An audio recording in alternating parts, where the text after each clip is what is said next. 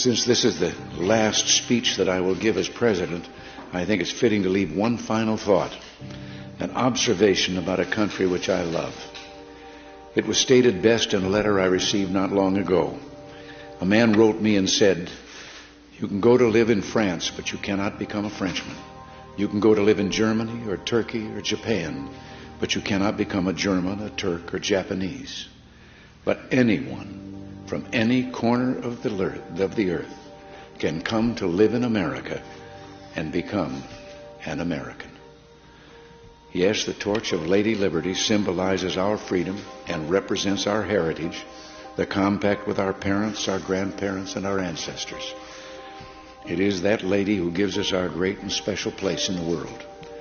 For it's the great life force of each generation of new Americans that guarantees that America's triumph shall continue unsurpassed into the next century and beyond.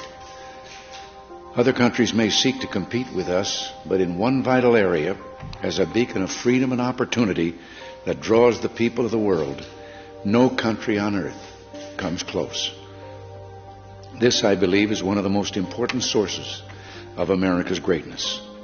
We lead the world because, unique among nations, we draw our people, our strength, from every country and every corner of the world. And by doing so, we continuously renew and enrich our nation. While other countries cling to the stale past, here in America, we breathe life into dreams, we create the future, and the world follows us into tomorrow. Thanks to each wave of new arrivals to this land of opportunity, we're a nation forever young, forever bursting with energy and new ideas, and always on the cutting edge, always leading the world to the next frontier. This quality is vital to our future as a nation. If we ever closed the door to new Americans, our leadership in the world would soon be lost. A number of years ago, an American student traveling in Europe took an East German ship across the Baltic Sea. One of the ship's crew members from East Germany, a man in his 60s, struck up a conversation with the American student. After a while, the student asked the man how he had learned such good English, and the man explained that he had once lived in America. He said that for over a year he'd worked as a farmer in Oklahoma and California, that he'd planted tomatoes and picked ripe melons. It was, the man said, the happiest time of his life. Well, the student, who'd seen the awful conditions behind the Iron Curtain, blurted out the question, "Well, why did you ever leave?" "I had to," he said. The war ended. The man had been in America as a German prisoner of war. Now, I don't tell this story to make the case for former POWs. Instead, I tell this story just to remind you of the magical, intoxicating power of America. We may sometimes forget it, but others do not.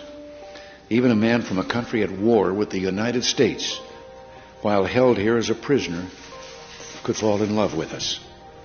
Those who become American citizens love this country even more. And that's why the Statue of Liberty lifts her lamp to welcome them to the golden door. It is bold men and women yearning for freedom and opportunity who leave their homelands and come to a new country to start their lives over.